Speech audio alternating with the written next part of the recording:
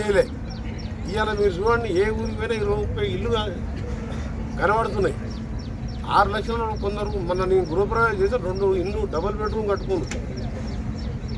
ఒకరి దగ్గర పోతే ఆ అవ్వ ఎంత చెప్తుందంటే, నాకు ఇంతకుముందు నేను ఆ బియ్యం తీసుకోకపోతున్నాను, ఇప్పుడు ఈ బియ్యం 3 కిలోమీటర్ల దగ్గర పోయి తీసుకొచ్చుకుంటున్నా అంటే ఎమ్మడే రేషన్ షాప్ మార్పించి కొత్త రేషన్ షాప్.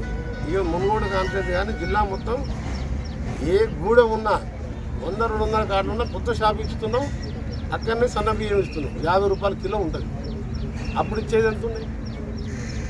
అలా మహిళలకు కానీ 200 యూనిట్ల కరెంటు కానీ ఇవాళ మీరు ఎంత చెప్పారు, సన్న బియ్యం ఎంకరేజ్ చేయాలి. ఎందుకంటే పేదోళ్ళకి సన్న బియ్యం ఇస్తున్నాం కాబట్టి సన్న బియ్యం మనమే పండించుకోవాలి.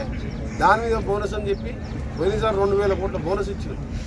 ఇవన్నీ చేసుకున్న వాళ్ళం ఇలా రైతులకు RRR పేరు మీద ఏ రైతు నష్టపోడని చెప్పి మీ అందరికి కూడా నేను పక్కా గ్యారెంటీ ఇస్తున్నాను. ముఖ్యమంత్రి గారితో మాట్లాడి మినిస్టర్ కమిటీ చేసి మీ అందరికీ న్యాయం జరుగుతుంది. అక్కడ డీవీస్ ఉండని, ఎట్రో కంపెనీ ఉండని, ఇంకెంత పెద్ద కంపెనీ ఉండని, అలైన్మెంటే పోతాం. అక్కడ పోతాం. ఆ కులకుర్తి ఆ ఊరు అవతల 20 కిలోమీటర్ల దూరం తీస్తాం. కూడా చూస్తే అర్థం ఉంటుందా? మేము రేపు పొద్దున ప్రజలు మమ్మల్ని చూసి ఏమనుకుంటారు? అట్లా చేసే ప్రభుత్వం కాదు మా ముఖ్యమంత్రి గారైనా నేనైనా అట్లా ఒప్పుకునే ప్రసక్తే లేదు. ఎంత పెద్ద కంపెనీ ఉన్నా అలైన్మెంట్ ప్రకారం వస్తే కంపెనీకి చెప్తాం.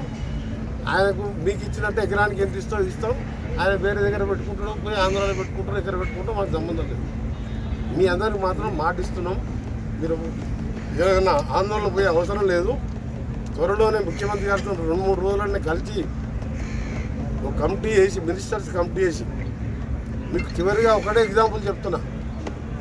నల్గొండలో 600 కోట్లు 650 కోట్ల పైన ఔటర్ రింగ్ రోడ్, ఆ టౌన్లోకి వెళ్ళి లారీలు బస్సులు పోయి యాక్సిడెంట్ అయ్యో, ఎంఆర్ఓ చనిపోయిండు, పిల్లలు చచ్చిపోతుండ్రు, ఆ టౌన్లోకి వెళ్ళి పోతుందని చెప్పి అక్కడ నేషనల్ హైవే డిపార్ట్మెంట్, అది కూడా ఇదే RRRకి సంబంధించిన డిపార్ట్మెంట్, రోడ్ రాగానే మా భూములు పోతున్నాయి నల్గొండ టౌన్ దగ్గర, మాకు 60 లక్షలు 70 లక్షలు కోటి రూపాయల ఎకరం ఉందని చెప్పి ఆ రోడ్డుకు వ్యతిరేకంగా దాన్ని ఔటర్ రింగ్ రోడ్ వ్యతిరేక బాధితుల కమిటీ అని పెట్టింది. నేనేమనలే వాళ్ళని. దీన్ని ఢిల్లీకి పంపిన తర్వాత వాళ్ళు ఒప్పుకున్న తర్వాత వాళ్ళు ఒప్పుకొని నాకు మనం పంపిస్తారు. ఫైనల్గా పంపించిన తర్వాత అప్పుడు ఎట్లా పోతుంటుంది ఇట్లా పోతుందో మీకు తెలుస్తుంది.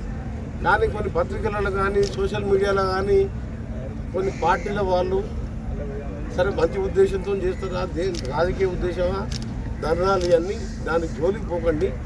నేను ఒక రైతు బిడ్డగా 5 సార్లు ఎమ్మెల్యేగా, ఒకసారి ఎంపీగా, ఈ ప్రాంత పార్లమెంట్ సభ్యునిగా, పరిశ్రమలకు కూడా ఈ విధంగా కాలుష్యం వస్తుందని చెప్పి అక్కడ ఫార్మాసిటీని ఎంపీగా ఉండి మొత్తం ఆపించిన.